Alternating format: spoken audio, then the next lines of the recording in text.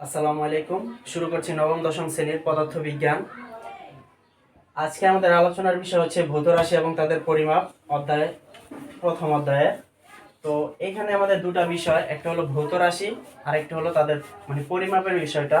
তো ভৌত রাশি মূলত কল্পনাযোগ্য কোনো রাশি এবং পরিমাপটা হচ্ছে নির্ণয়যোগ্য কোনো রাশি।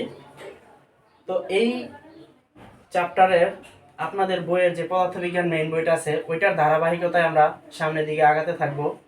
তো তারই ধারাবাহিকতায় প্রথমত আপনাদের আছে যে পদার্থবিজ্ঞান, যে ফিজিক্স। ফিজিক্স আসলে জিনিসটা কি? ফিজিক্স জিনিসটা যদি আমি একটু ভাঙি তাহলে দেখা যায় যে পদার্থ এবং শক্তি।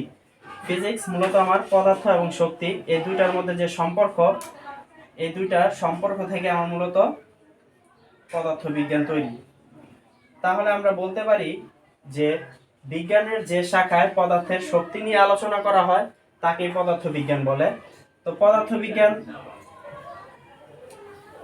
তাহলে এই পর্যন্ত আমরা বলতে পারি যে বিজ্ঞানে তার শক্তি আর পদার্থ এই দুইটার মধ্যে সম্পর্ক থেকে ফিজিক্সের সৃষ্টি।